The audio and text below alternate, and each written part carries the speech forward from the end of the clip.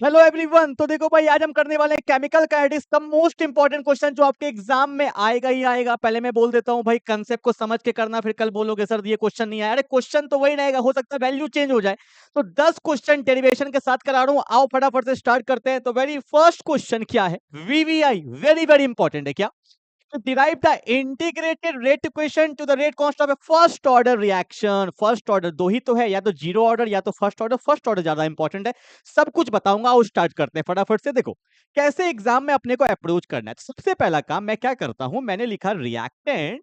Reactant से बन गया प्रोडक्ट, आर से पी बन गया। ठीक है, दिखा दिया हमने। और मैंने क्या बोला कि time T equal to zero, जब रिएक्शन स्टार्ट भी नहीं हुआ, तो इसका कंसंट्रेशन है C naught. What is C naught? C naught is the initial concentration. Initial, ठीक है, लिखूंगा वहां पे। और कुछ समय बीत गया तो कंसंट्रेशन क्या हो गया? सीटी। ठीक है, आप ना बगल में दिखा देना कि आपने सी नॉट को क्या माना है। अगर नहीं मानोगे, नहीं दिखाओगे, दिक्कत होगा। इनिशियल कंसंट्रेशन आप पूरा लिख लेना भाई। ठीक है, मुझे फटाफट से क्वेश्चन सारा करवाना है ना। और सीटी क्या है? सीटी लिखोगे concentration at time T. Time T पे कितना कंसंट्रेशन है? बहुत लोग लिख देते हैं फाइनल कंसंट्रेशन। ठीक है, लिख सकते हो, पर ये ज्यादा सही लगता है, कंसंट्रेशन एट टाइम टी। ठीक है, अब देखो। अब आपको पता है कि रेट का फॉर्मूला क्या होता है? रेट का फॉर्मूला क्या होता है? तो दो टाइप से लिखेंगे, एक लिखेंगे डिफरेंशियल फॉर्म में और एक लिखेंगे रेट लॉ के फॉर्म में। बता देता हूं, ध्यान से देखना। देखो डिफरेंशियल फॉर्म में कैसे लिखते हैं, तो देखो रेट का जो फॉर्मूला होता है वो क्या होता है, जल्दी से बताओ। Minus D R, that is R is the concentration of the reactant, by क्या हो गया? डीटी। माइनस क्यों लगाया? क्योंकि रिएक्टेंट में माइनस लगाते हैं। अगर प्रोडक्ट लिखते डीपी लिखते तो क्या लिखते? प्लस लिखते। ठीक है, this is the first rate equation. ठीक है, एक रेट का इक्वेशन ऐसे लिखते हैं हम लोग। और दूसरा रेट का इक्वेशन कैसे लिखते हैं? In form of rate law. क्या लिखते थे? के लिखा, रेट कांस्टेंट के, और रिएक्टेंट कौन है? मेरा आर है। और फर्स्ट ऑर्डर रिएक्शन है तो पावर क्या हो जाएगा? वन। ठीक है, जीरो ऑर्डर में भी सेम चीज होगा, पर वहां पे पावर क्या हो जाएगा? जीरो, और कोई चेंज नहीं है। ये भी रेट का इक्वेशन, और इसको मैं मान लूंगा इक्वेशन नंबर। दोनों रेट का इक्वेशन है, तो क्या मैं बोल सकता हूं from one and two what we get? देखो भाई, साथ साथ लिखते चलना ना। ठीक है, from one and two what we get, तो मैं ऐसा बोल सकता हूं, ये इसके बराबर, ये इसके बराबर। तो मैं बोल सकता हूं कि आर की power one is equal to, क्या मैं बोल सकता हूं, minus D R by D T. यहां तक आपको समझ में आ गया होगा। ठीक है, अब मैं यहीं से स्टार्ट करूंगा पूरा इंटीग्रेशन वाला फॉर्म। ठीक है, स्टार्ट करें क्या? ध्यान से देखो भाई, चलो स्टार्ट करते हैं। इसको मैं ऊपर कर देता हूं, फटाफट से स्टार्ट करेंगे। ध्यान से देखो, आप देखेंगे ध्यान से क्या हुआ कि आर की पावर वन तो क्या होगा? सिंपली के आर हो जाएगा। और यहां पे क्या होगा मेरा? Minus D R by D T. ठीक है, के होता है रेट कांस्टेंट, तो माइनस ना, माइनस हमेशा याद रखना कांस्टेंट की तरफ रखना। क्यों? क्योंकि कांस्टेंट का इंटीग्रेशन होगा नहीं, तो माइनस का कोई झंझट भी वहां पे नहीं होगा। तो देखो यहाँ पे क्या होगा, माइनस को कर दिया इधर, तो माइनस के आर इज इक्वल टू क्या हुआ? D R by D T. ठीक है ना, अब यहाँ पे आर है तो इस आर को नीचे कर दो, dt को ऊपर भेज दो, तो क्या होगा? देखो minus K D T is equal to क्या हो गया? D R by R. यहां तक कोई दिक्कत है क्या? जल्दी से एनालाइज करो फटाफट से, फटाफट से, बहुत क्वेश्चन करना जल्दी से। क्लियर है? अब हम क्या करेंगे, ध्यान से देखो। अब मैं लिखता हूं on integrating, on integrating both side. अब हम दोनों साइड क्या करेंगे? इंटीग्रेशन करेंगे। तो देखो क्या होगा कि integration of minus K D T. अब बोलोगे सर आपने माइनस के को बाहर क्यों किया? क्योंकि मैंने बोला है के रेट कांस्टेंट है, और कांस्टेंट का कभी भी इंटीग्रेशन नहीं होता है। तो माइनस के को बाहर कर दिया, और यहां पे क्या होगा? Integration of D R by R. ठीक है, अब बताओ, डी टी तो टाइम है, टाइम कहां से कहां तक लिए थे? जीरो से टी तक। देखो ऊपर लिखा होगा, इनिशियल टाइम क्या था? जीरो। फाइनल टाइम क्या था? टी। तो जीरो से टी तक इंटीग्रेशन होगा। कंसंट्रेशन इनिशियल क्या था? C not. फाइनल क्या था? C T. तो हमने वैल्यू लिमिट लगा दिया। ठीक है, अब आपको पता होना चाहिए इंटीग्रेशन ऑफ dt क्या होता है? टी होता है, लिखना पड़ेगा। इंटीग्रेशन ऑफ dt क्या होता है? टी।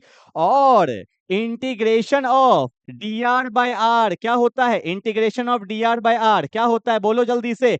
LNR क्या होता है, LNR। तो ये सब दिखाना पड़ेगा आपको, ठीक है। जल्दी से देखो भाई, कोई दिक्कत तो नहीं। अब पुट करेंगे वैल्यू, कलर चेंज कर दूं थोड़ा सा दिखेगा अच्छे से। तो माइनस के तो बाहर है, इंटीग्रेशन ऑफ dt क्या होता है, t लिमिट क्या है 0 से t तक, ठीक है। Integration of dr by r क्या होता है, LNR लिमिट कहां से कहां तक, c0 से लेकर ct तक। स्टेप बाय स्टेप लिखते चलो साथ साथ, ठीक है। अब क्या करेंगे, अब क्या करेंगे, अब आगे बढ़ते हैं। जगह नहीं है मेरे पास, स्लाइड कर रहा हूं उधर, ठीक है। ध्यान से देखना, ठीक है भाई। हाँ जी, इसको उठा के ना, अबे पूरा मत उठ जाओ भाई, ठीक है। मैंने क्या किया, हाँ जी भाई, ठीक है। अब देखो थोड़ा स्लाइड और करते हैं, तो इसको मैंने इधर कर दिया। हाँ, आ जाओ। अब देखो यहाँ पे क्या होगा। तो यहाँ पे क्या था, माइनस के था, माइनस के था, ठीक है। अब टी पे एक बार टी रखेंगे, टी पे एक बार टी रखेंगे, फिर माइनस करते हैं, टी पे एक बार जीरो रखेंगे। ये आपको आता होगा इंटीग्रेशन करने के लिए, ठीक है। उसके बाद ln आर, आर पे एक बार क्या रखेंगे, सी टी रखेंगे, माइनस आर पे एक बार क्या रखेंगे, सी नॉट। इस तरह से हम लोग इंटीग्रेशन करते हैं। अब क्या होगा देखो ध्यान से, minus K T is equal to होगा ln C T minus ln C naught. Minus से सबको मल्टीप्लाई करेंगे तो के टी इज इक्वल टू क्या होगा, ये माइनस होगा और ये प्लस हो जाएगा, ln C naught minus ln C T. तो रेट कांस्टेंट का फॉर्मूला क्या आ गया, ln C naught minus ln C T by T. This is the formula of the rate constant, this is the formula for the rate constant. तो हमें बिल्कुल इस तरह से इंटीग्रेट करना, रटना मत, चलोगे ऑटोमेटिकली यहां तक पहुंच जाओगे। But this is not my final answer. तो क्या होगा, बस एक स्टेप और बता देता हूं, ध्यान से देखो, एक स्टेप और बता देता हूं। आ जाओ, क्या हो गया भाई, ये वाला काम क्यों नहीं कर रहा। हाँ, अब देखो, आपको पता होगा ln a minus ln b, पता है क्या होता है, ln a minus ln b होता है ln a बाई b। क्या होता है, ln a बाई b। तो ध्यान से देखो, क्या मैं लिख सकता था, k is equal to ln a minus b, क्या होता है ln a by b divide by t, ठीक है। एक लास्ट चीज और आपको लिखना पड़ेगा, as we know that ln जो होता है वो होता है 2.303 लॉग, क्योंकि ln को हमेशा लॉग में चेंज करना पड़ेगा, क्योंकि हम लॉग को सॉल्व कर सकते हैं, ठीक है। तो मैंने क्या लिखा, के एलन के जगह पे क्या लिख देंगे, 2.303 लॉग, यहाँ पे कौन है, C naught by C T divide by T. And this is my formula, जो हम न्यूमेरिकल्स में भी यूज करते हैं और जो हम हर जगह यूज करते हैं, और एग्जाम में आपको यहां तक पूरा इंटीग्रेशन करके दिखाना होगा। This is the actual formula of the first order reaction of the rate constant, ठीक है। और फिर से लिख देना, सी नॉट क्या था, इनिशियल कंसंट्रेशन, सी टी क्या था, concentration at time T. Book में देखोगे तो आर नॉट लिया है, सी नॉट को क्या लिया है, आर नॉट, और सी टी को क्या लिया है, आर लिया है। तो उससे कंफ्यूज मत होना, एग्जाम में अगर आर नॉट है तो याद करना हमारा सी नॉट उसका आर नॉट, और यहाँ पे सी टी लिया है तो वहां पे सिंपल क्या लिया है, आर लिया है, ठीक है। तो दिस इज द इंटीग्रेशन। मैं इसको छोटा करके एक बार दिखा देता हूं एक ही जगह पे, आप इसको अच्छे से देख लो, ठीक है। फटाफट से उतार लो, this is my complete derivation, this is my complete derivation, ठीक है। एग्जाम में ऐसे मत दिखाना, एग्जाम में ऊपर से नीचे बिल्कुल सीधा दिखाना, ठीक है। चलो उतार लिया क्या, आई होप साथ ही साथ आपने कर लिया होगा, ठीक है। ये सब लिख लिया अच्छे से, ये डेरिवेशन आपको एग्जाम में दिखाना होगा। अब देखो, खाली क्वेश्चन नहीं करवाऊंगा, और भी चीज बता रहा हूं इसमें, और क्या क्या पूछा जाता है, ठीक है। साथ साथ देख लेना, आ जाओ फटाफट से, बता दूं। हाँ जी भाई, देखो, अब आपको पता चल गया कि k का फॉर्मूला क्या आया, 2.303, 2.303 divide by T log of C naught by C T, ठीक है। C naught by C T, इसको इस तरह से भी लिख सकते हैं। अब पूछा जाता है हाफ लाइफ पीरियड, क्या पूछा जाता है सॉरी, हाफ लाइफ पीरियड पूछा जाता है। हाफ लाइफ पीरियड क्या होता है, जब आधा रिएक्शन कंप्लीट होता है उसको बोलते हैं हाफ लाइफ पीरियड। याद कर लो, रट लो जो बोल रहा हूं, हाफ लाइफ पीरियड में सीटी जो होगा वो सी नॉट बाई टू के बराबर होता है, बस याद रखना।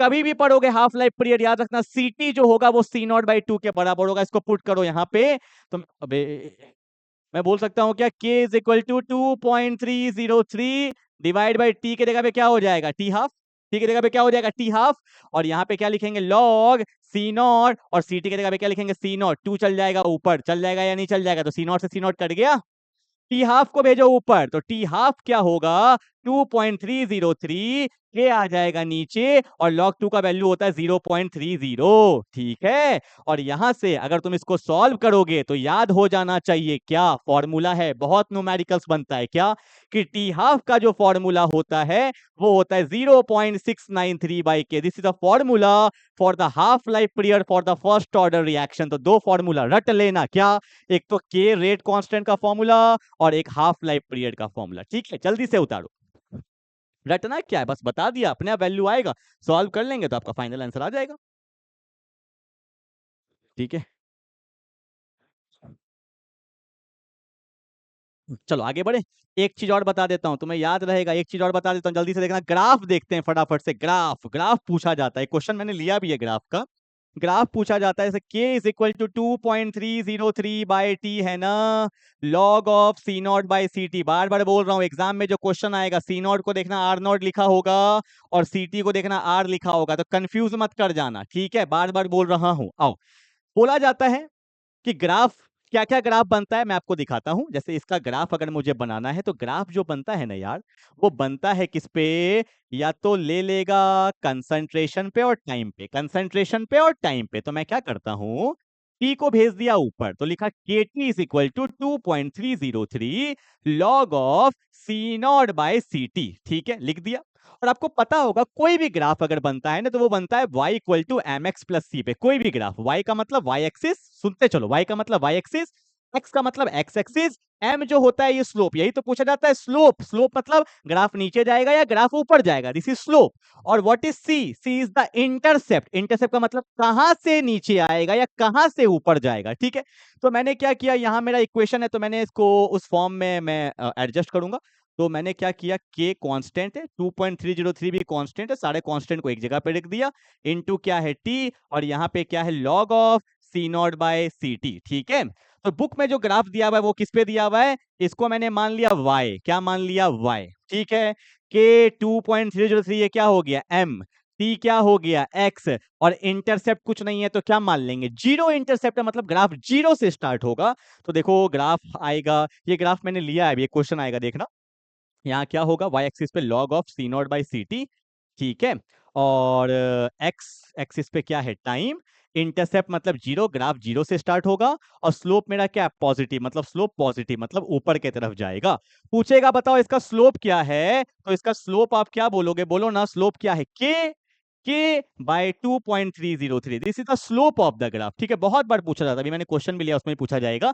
तो ये सब आपके क्वेश्चंस बन जाते हैं, या तो ग्राफ बन जाएगा, या तो हाफ लाइफ पीरियड बन जाएगा, या पूरा का पूरा डेरिवेशन बन जाएगा। अच्छे से कर लो। ठीक है, अब एक बात बता दूं, तुम्हें अगर और डिटेल में समझना है ना, और तुम चाहते हो ना भी समय है और अच्छे से कर लूं, तो मेरा यूट्यूब पे ना एक टॉपिक डाला हुआ है, फर्स्ट ऑर्डर रिएक्शन कंप्लीट। ठीक है, अगर तुम्हें समय मिले, इससे हो गया तो ठीक है, और अच्छे से जानना है तो देखना, बेंजीन के ही उसमें कुछ दिन पहले डाला है। ठीक है, फर्स्ट ऑर्डर रिएक्शन का मैंने डाला है, सिर्फ फर्स्ट ऑर्डर रिएक्शन, वहां से भी और अच्छे से आप कर सकते हो। ठीक है, कुछ भी डाउट हो तो और अच्छे से कर सकते हो। ठीक है, चलो आगे बढ़ते हैं फटाफट से। Now we are moving to the second question. अब मैं न्यूमेरिकल्स ला रहा हूं, पहले बोल देता हूं, रटोगे तो फिर कोई फायदा नहीं है, फिर तुम मुझे बोलोगे सर यही क्वेश्चन नहीं आया। अरे हो सकता है वैल्यू चेंज कर दे, कंसेप्ट तो वही रहेगा ना, तो समझ के करना क्या बता रहा हूं। आओ जल्दी से आओ, क्या बोला है, अब first order reaction is 50% complete in 25 minute. First order reaction का बात कर रहा है, एक बार रिकॉल करा देता हूं। फर्स्ट ऑर्डर रिएक्शन में दो ही तो फॉर्मूला है, क्या, पहला फॉर्मूला क्या है, व्हाइट कलर सही है ना, व्हाइट, हाँ, पहला फॉर्मूला क्या है कि k इज इक्वल टू, लिख लो, बार बार लिखोगे याद हो जाएगा, 2.303/t log of C naught by C T. ठीक है, ये t मतलब नीचे पूरे में है। ठीक है, और दूसरा फॉर्मूला हमने क्या पढ़ा था कि t half is equal to क्या होता है, 0.693/k। यही तो दो फॉर्मूला है और कुछ है ही नहीं, चैप्टर मतलब इस टॉपिक में कुछ है ही नहीं और। ठीक है, आ जाओ, क्या बोला है, अब first order reaction is 50% complete. 50 मतलब आधा रिएक्शन हो गया, आधा का मतलब हाफ लाइफ का बात कर रहा है, सोचो ये सब। ठीक है, इस कंप्लीट इन 25 मिनट, मतलब मैं बोल सकता हूं कि टी हाफ कितना दे रखा है, 25 मिनट दे रखा है। 50% कंप्लीट मतलब आधा रिएक्शन हो गया, कितना दे रखा है, 25 मिनट। ठीक है, आगे बोलो, बोला calculate the time in, calculate the time in which 80% of the reaction is complete. अपने को निकालना 80% कितने में होगा। कुछ जुगाड़ू लोग जो एग्जाम में बैठेंगे वैसे जोड़ेंगे, अच्छा आधा हो गया 25 मिनट में, तो ऐसे कैलकुलेशन करके यूनिटरी मेथड से आंसर निकाल लेंगे और उनको मिलेगा जीरो। ठीक है, तो सिखा रहा हूं, देखो कैसे बोले, कभी भी ऐसा क्वेश्चन आ जाए ना 80%, 90%, 40%, 50%, कैसा भी आ जाए, तो क्या करना, लिखोगे रिएक्टेंट से प्रोडक्ट। सिंपल अप्रोच बता रहा हूं सबके लिए। टाइम t इक्वल टू 0 मान लेना 100 C0। ठीक है, तुमने मान लिया कि जब हमारा रिएक्शन स्टार्ट होने वाला था तो मेरा रिएक्टेंट कितना है, 100 C0, हमने मान लिया। ठीक है, अब बोला क्या है, अपने को बोला है कि 80% कंप्लीट हो गया। कितना परसेंट, 80 बोल ले, 70 बोल ले, 75 बोल ले, कुछ भी बोल ले, 80% कंप्लीट हो गया। तो मैं बोलूंगा टाइम टी पे, यही तो निकालना है, टाइम टी पे 80% कंप्लीट हो गया, मतलब 80% प्रोडक्ट में चला गया, बचा कितना, 20 C0।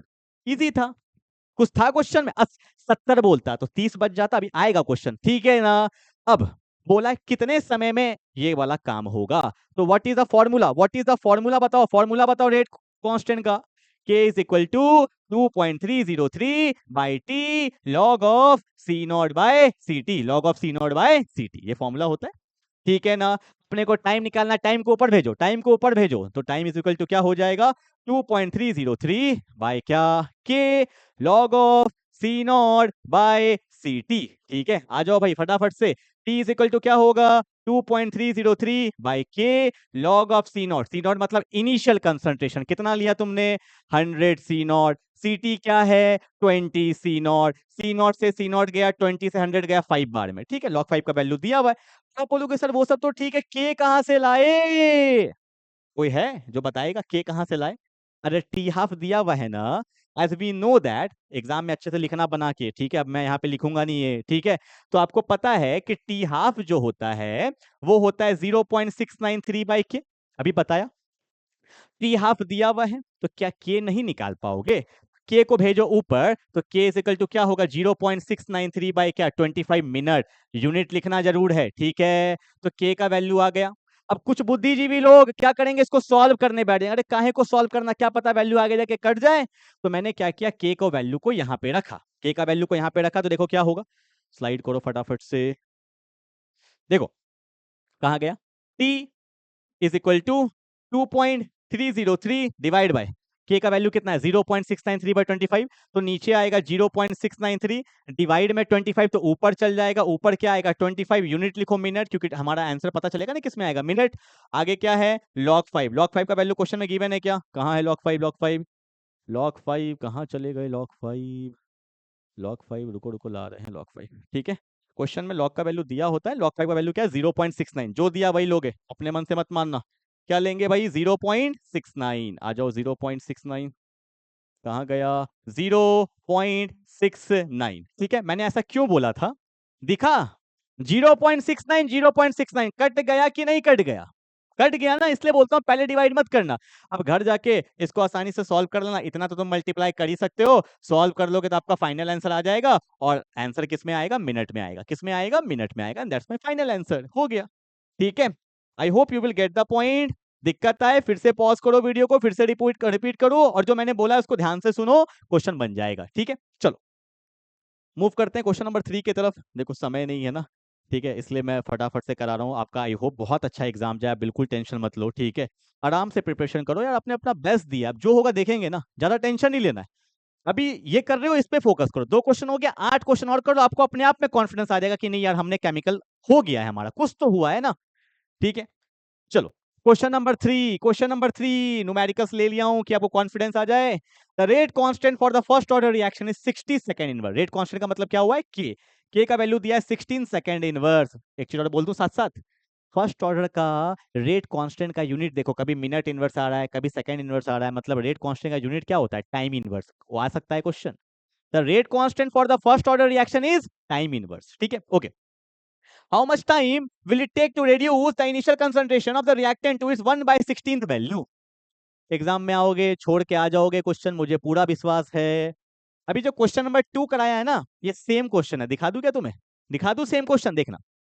रिएक्टेंट से क्या है, प्रोडक्ट है, बोला है क्वेश्चन कि हाउ मच टाइम, कितना टाइम लगा कि जो पहले मेरा रिएक्टेंट था उसमें से अब 1/16 बचा है, कितना बचा है, 1/16, मतलब 15वां हिस्सा उसका क्या हो चुका है, डिकम्पोज। तो जितना दिया तुम उतना ही ले लो ना। देखो परसेंटेज में था तो हमने लिया था 100 C0, यहाँ पे 1/16 दिया, तो मेरा दिमाग है ना मेरे पास, तो क्या होगा देखो, टाइम टी इक्वल टू 0 पे ले लिया मैंने 16 सी नॉट, ले लिया, कोई रोक सकता है क्या?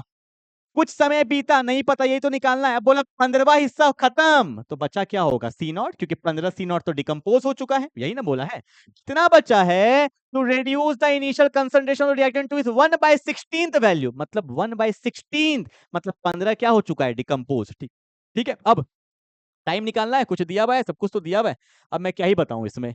k इज इक्वल टू क्या होता है? 2.303 by T log of C naught by C T, यही है ना। टाइम निकालना है, टाइम को भेजो ऊपर। टाइम इज इक्वल टू क्या होगा? 2.303, कहाँ गया? रेट कांस्टेंट कितना दिया? 60। सेकेंड इनवर्स, सेकेंड इनवर्स ऊपर जाएगा तो किस में कन्वर्ट हो जाएगा? सेकेंड में कन्वर्ट हो जाएगा, मतलब मेरा टाइम सेकेंड में आएगा। हो सकता है मिनट में पूछता तो सेकेंड से मिनट में कन्वर्ट कर लेते, ठीक है। और क्या दिया है? हाँ जी भाई, log, log C naught, C naught कितना लिया था? 16 सी नॉट। सी टी कितना है? सी नॉट, सी नॉट से सी नॉट चल गया, लॉग 16 का वैल्यू दिया हुआ है क्या? देखो सब कुछ तुम्हें करके दे रखा है, अब तुम्हें चाहिए क्या मुझे पता नहीं। तो टाइम क्या होगा? 2.303 बाय 60। अब लॉग 16 का वैल्यू कितना है? 1.20। घर जाके सॉल्व कर लेना, सेकंड में आंसर आ जाएगा। देखो ना, 60 से ये वैल्यू कट ही जाएगा, नीचे जाएगा तो 100 आ जाएगा। और कितने बार में कट गया? 2 बार में कट गया। 2 से कितने बार में कट जाएगा? 50 बार में। डिवाइड करना, आंसर आ जाएगा सेकंड में, ठीक है। चल, अब मैं सॉल्व करने बैठूंगा तो हो गया फिर तो मेरा, ठीक है। इतना फटाफट से कैलकुलेटर से कर लो। चलो आगे बढ़ते हैं। क्वेश्चन नंबर 4 क्या बोला है? ऐसे क्वेश्चन का उम्मीद बहुत ज्यादा है मुझे एग्जाम में, कि कल ऐसे क्वेश्चंस बहुत ज्यादा आएंगे, ठीक है क्या? तो अभी बोल रहा हूं, बहुत ज्यादा इंपॉर्टेंट है, इसलिए कंसेप्ट सीखना। फिर बोल रहा हूं, कंसेप्ट सीखना। क्या बोला है देखो। हाँ जी भाई, देखेंगे क्या बोला है। Reactant is first order in A, reactant is first order in A and second order in B. Reaction is first order in A and second order in B. आपको पता है ऑर्डर ना रिएक्टेंट के पावर पे देखते हैं, मतलब मेरे पास दो रिएक्टेंट है, एक ए है और एक बी है, ठीक है। Write the differential rate equation. Rate equation कैसे लिखेंगे? सिंपल, कुछ मत करना, अबे अबे कुछ मत करना। रेट का इक्वेशन क्या होगा? मेरे पास रिएक्टेंट कौन कौन है? एक ए है और एक कौन है? मेरे पास बी है। और रेट लॉ के फॉर्म में जब भी लिखते हैं तो रेट कांस्टेंट आगे आता है, कि अभी लिखा था ना डेरिवेशन में, ठीक है। ए का पावर क्या है? 1 और बी का पावर क्या है? 2। बस खत्म हो गया, पहला का आंसर खत्म हो गया। और क्या है? ए दिया, बी दिया, तो ए की पावर 1, फर्स्ट ऑर्डर मतलब पावर 1, सेकंड ऑर्डर मतलब पावर 2, ठीक है। और रेट लॉ के फॉर्म में लिखते हैं तो रेट कांस्टेंट के भी लिखते हैं, हो गया 1 नंबर क्वेश्चन। पर 2 और 3 देखना, अच्छा क्वेश्चन है। क्वेश्चन नंबर 2 देखेंगे ध्यान से। क्या बोला है? How much is the rate affected on increasing the concentration of B 3 times. बोला है कि बी का कंसंट्रेशन को 3 टाइम्स बढ़ा दिए तो रेट में क्या फर्क पड़ेगा। देखो ऐसे क्वेश्चन को ना लिखना बहुत अच्छे से चाहिए। देखो यही है ना रेट लॉ, किसका कंसंट्रेशन को 3 टाइम्स बढ़ा दिया है? बोला है increasing the concentration of B 3 times. देखो कैसे लिखेंगे, सबसे पहले आपको लिखना होगा फिर से कि rate is equal to K, ए की पावर 1 और बी की पावर 2, ठीक है। अब कंसंट्रेशन ऑफ बी को 3 टाइम्स कर दिया, मतलब कंसंट्रेशन ऑफ बी अब क्या हो गया? 3b हो गया है। तो अब ऑब्वियस सी बात है, आपने कंसंट्रेशन चेंज किया तो रेट में भी चेंज आएगा। तो मैंने क्या किया, अब लिखा रेट डैश, नया रेट क्या होगा? के तो के रहेगा, ए में कोई चेंज नहीं है। अब बी के जगह पे क्या लिखेंगे? 3b लिखेंगे, 3b लिखेंगे, ऊपर में क्या था? स्क्वायर था, ठीक है।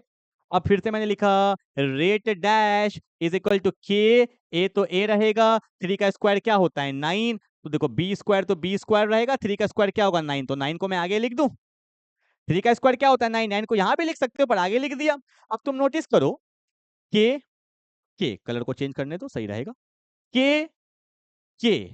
ए ए बी का स्क्वायर, बी का स्क्वायर, हाँ या ना?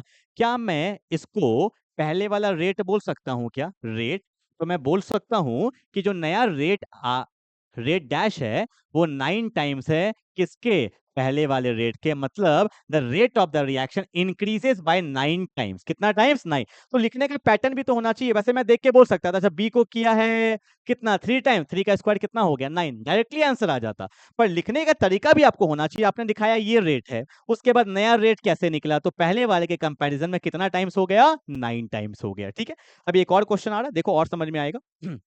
अब देखो क्वेश्चन ये दिया एक और। हाँ जी भाई, क्या बोला है क्वेश्चन में? हाँ, बोला है how is the rate affected when the concentration of both A and B are double. अब ए को भी डबल, बी को भी डबल। देखो फिर से मैंने क्या किया, नहीं समझ में आया तो यहाँ समझ लो, एक क्वेश्चन थोड़ी है भाई, ए की पावर 1 दिया हुआ था और बी का स्क्वायर, ये तो रेट इक्वेशन है अकॉर्डिंग टू द क्वेश्चन। अब ए को कर दिया है डबल, बी को भी डबल, मतलब ए को आप लिखोगे 2a एंड बी को भी लिखोगे 2b, ठीक है।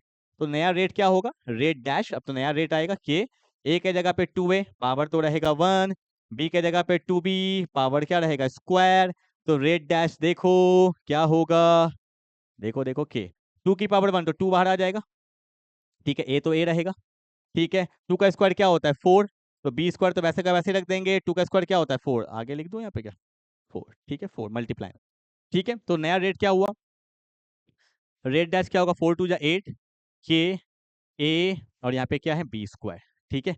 अगर आप ध्यान से देखोगे, अगर आप ध्यान से देखोगे तो के कहाँ गया, पहला के ए बी स्क्वायर मतलब क्या, इसको मैं रेट लिख सकता था, तो नया जो रेट आया मेरा, नया जो रेट आया मेरा वो कितना टाइम्स है 8 टाइम्स रेट, ठीक है, कितना टाइम्स है 8 टाइम्स, पहले वाले से कितना टाइम्स बढ़ गया रेट 8 टाइम्स। तो आपने क्या देखा कि अगर आप रिएक्टेंट का कंसंट्रेशन को बढ़ाओगे ना तो रेट क्या करते जाएगा, इंक्रीज करते जाएगा, ठीक है। यहाँ पे 9 टाइम्स था, यहाँ पे कितना टाइम्स था 8 times, that is the question. चलो उतार लो फटाफट से, कितना क्वेश्चन हो गया, 3 हो गया, आओ फटाफट से करते हैं अगले क्वेश्चन की तरफ।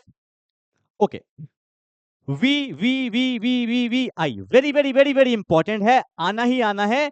Right the difference between order and molecularity, पहले मैं समझा देता हूं ऑर्डर क्या होता है, अभी तो हम लोग वही तो कर रहे हैं, ऑर्डर क्या होता है, ऑर्डर ये जो रिएक्टेंट के कंसंट्रेशन के ऊपर जो पावर होता है यही क्या होता है, ऑर्डर होता है। तो बेसिकली ऑर्डर क्या है, पहला पॉइंट कहां है ऑर्डर, हाँ it is the sum of the power, एक सेकेंड कलर ब्लैक ले ले, बेसिकली ऑर्डर क्या होता है, it is the sum of the power of the concentration terms in the rate of expression, ठीक है। सम कर दोगे पावर का तो ऑर्डर निकल जाएगा। मैं एग्जांपल ले लेता हूं यहीं पे, अगर एग्जांपल आप दिखा दोगे तो ठीक रहेगा। रेट है ना, जैसे मैंने लिखा के ए की पावर 1 एंड बी की पावर 2, अगर मैं बोलूंगा इसका ओवरऑल ऑर्डर क्या है तो 2 + 1 क्या हो जाएगा 3, अगर सिर्फ ए ही रहता तो पावर क्या है 1, तो ऑर्डर क्या हो जाता 1। What is order, sum of the power, किसका किसका, कंसंट्रेशन टर्म के रिएक्टेंट का, it is the sum of the power of the concentration terms in the rate law expression is called order. Molecularity क्या होता है, जितने मॉलिक्यूल्स रिएक्शन में जाते हैं, कौन से रिएक्शन, एलिमेंट्री, कॉम्प्लेक्स का बात नहीं करते हैं मोलेक्युलरिटी में, एलिमेंट्री में it is the number of reacting स्पीसी undergoing simultaneous collision, वही बात है कि जितने रिएक्टिंग मॉलिक्यूल्स जाते हैं रिएक्शन में, कोलाइड करते हैं, वही क्या होता है मोलेक्युलरिटी, ठीक है। अगला ऑर्डर कैसा डेटा है, एक्सपेरिमेंटली डिटरमाइन करते हैं और ये कैसा होता है, थियोरेटिकल कंसेप्ट होता है, ठीक है। Order can be zero, order can be negative, order can be fractional, ठीक है, it can have fractional value also, पर मॉलिक्यूल्स तो हमेशा इंटीजर होगा ना, क्या मैं बोलूंगा आधा हाइड्रोजन रिएक्ट किया, क्या पॉइंट हाइड्रोजन रिएक्ट किया, नहीं, ठीक है, इंटीग्रल वैल्यू होना चाहिए। अगला it can't be zero, zero molecules कैसे टकराएंगे, और ऑर्डर कैन बी जीरो, तो 4 पॉइंट है और एक एग्जांपल दिखाना चाहो तो दिखा सकते हो, 2 नंबर का आएगा तो चारों पॉइंट लिख देना, अच्छा रहेगा, ठीक है। This is the molecularity and the order. चलो आगे बढ़े आगे बढ़े, समय नहीं है इसलिए मैं आपको ज्यादा समय नहीं दे पा रहा हूं क्योंकि आपको बहुत सारे क्वेश्चंस करवाने हैं। हाँ जी भाई, ये क्वेश्चन देखो फटाफट से, क्या है, so that in a first order reaction, so that in a first order reaction, हाँ, so that in a first order reaction time required for the completion of 99.9% is 10 times that of t half, so that कैसे करेंगे, मगर सही बताऊं, अगर तुमने पहला question कर लिया ना, ये क्वेश्चन तुमसे आसानी से बन जाएगा, बस देखने में टफ लग रहा है, मैं समझाता हूँ क्वेश्चन बोला क्या है। क्वेश्चन बोला है जो टाइम लगता है 99.9% रिएक्शन करने में, दिया है ना, so that the first order reaction the time required for the completion of T 99.9 is 10 times that of T half, ये हमें प्रूफ करना है, प्रूफ करने लायक ही नहीं, क्या प्रूफ करेंगे, ठीक है। अब देखो, मुझे इतना बात तो पता है कि फर्स्ट ऑर्डर रिएक्शन में टी हाफ का वैल्यू क्या होता है 0.693/k, पहले मैं लिख देता हूं, मुझे जो आता है मैं लिख देता हूं पहले, ठीक है, ठीक है, मुझे इतना पता है, ये वाला लगता है, हाँ देखो टी हाफ क्या होता है 0.693/k, as we know that, ये अपने को पता है, ठीक है, ये 10 टाइम्स के बराबर होता है, प्रूफ करना है, आ जाओ। परसेंटेज वाला क्वेश्चन जितना भी आ जाए आपको कुछ नहीं करना है, रिएक्टेंट से क्या बनता है, प्रोडक्ट बनता है, रिएक्टेंट से क्या बनता है, product, time t equal to 0 पे मान लेंगे 100 सी नॉट, ठीक है, वही है ना 100 सी नॉट, कुछ समय बीता, मुझे नहीं पता, टी समय बीता, अब वहां बोला है कितना रिएक्शन हो गया, 99.9 है ना, कितना है 99.9 ही है ना, पूरा देख लेते हैं, 99.9 है, तो बचा कितना होगा, 99.9 चल गया, बचा कितना होगा 0.1 सी नॉट बचा होगा, क्योंकि 99.9 सी नॉट तो यहाँ पे आ गया है, ठीक है ना। ओके, अब अब अब यहाँ पे देखेंगे कि के जो होता है वो क्या होता है 2.303 by t, 2.303 by T log of C naught. C naught मेरा क्या है 100 सी नॉड, और सी टी मेरा क्या है 0.1 सी नॉड। सी नॉट से सी नॉट गया, पॉइंट हटेगा तो एक और जीरो आ जाएगा, आएगा ना। तो के का वैल्यू क्या आया 2.303 बाई टी लॉग क्या आ गया 10 की पावर 3। इतना कोई दिक्कत तो नहीं है।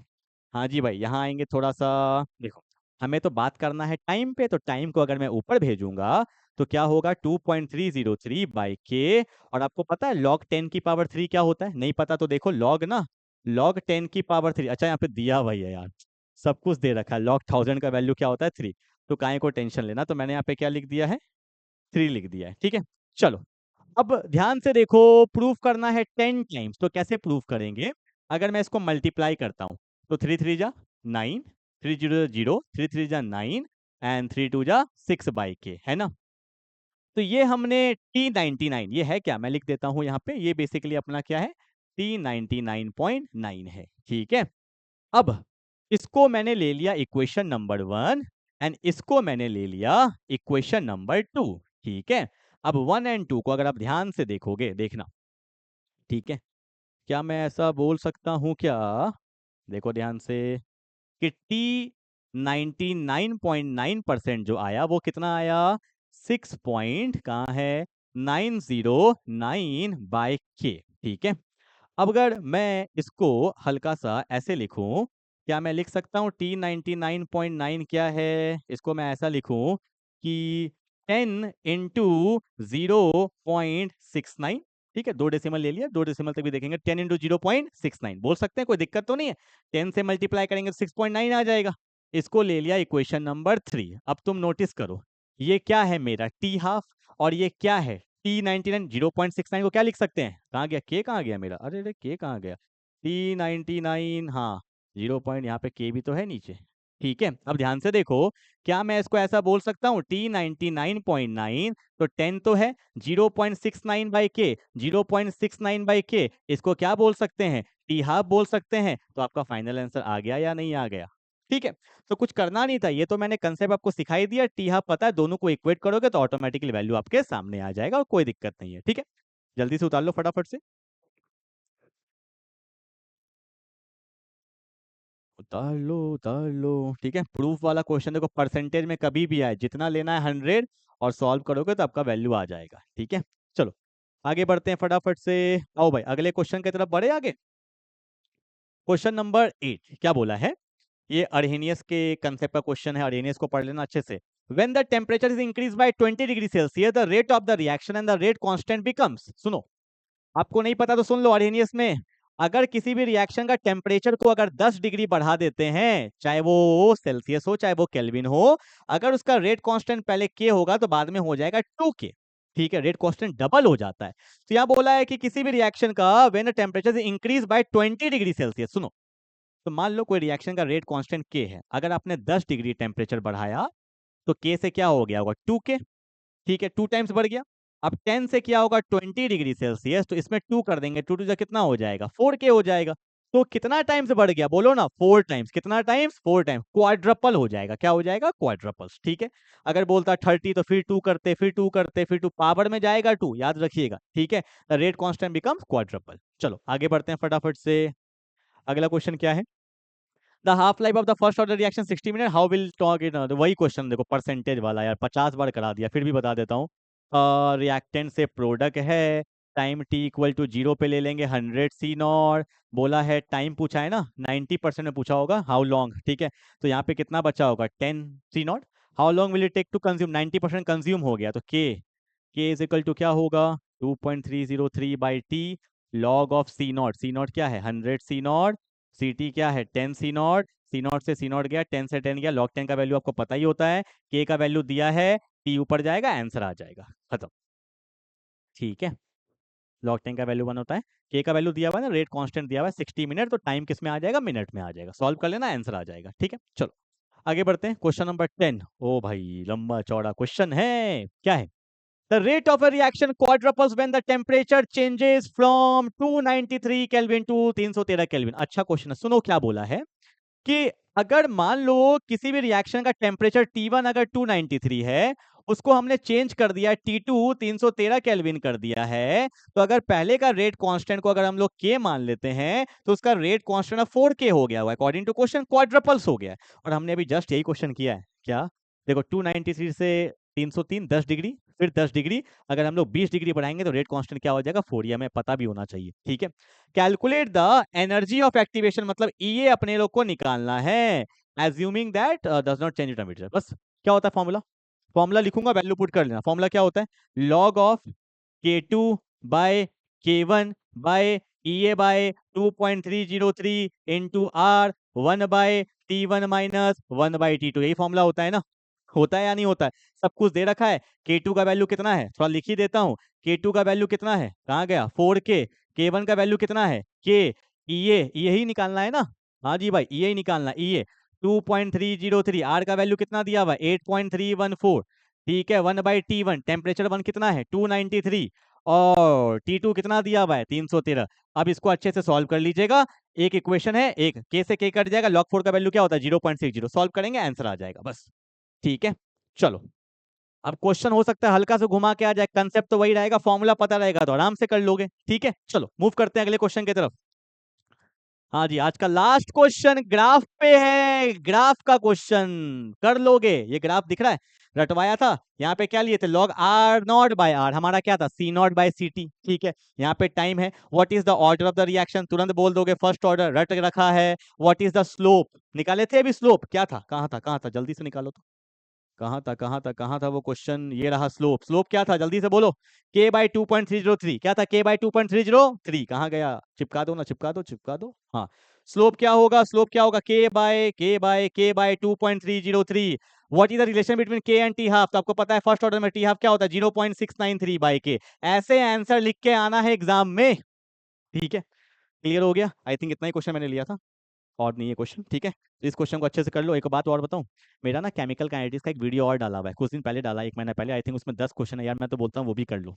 ठीक है, ये हो गया 10 क्वेश्चन, यहाँ हो गया 10 क्वेश्चन, वहाँ कर लो 20 क्वेश्चन अच्छे से कर लो। और जो मैंने स्टोरी पे लगा रखा है ना अपना क्या बोलते हैं उसका PDF, उसमें 2-3 क्वेश्चन एक्स्ट्रा है, वो खुद से प्रैक्टिस कर लेना, बन जाएगा। ठीक है, तो काफी केमिकल काइनेटिक्स 7-8 नंबर आपको आ रहे हैं। Wish you very very all the best, tension मत लो, अच्छे से करो, और आके मुझे बताना जरूर ना कैसा आपका पेपर गया है। ठीक है, I am waiting for you. Thank you so much, thank you so much.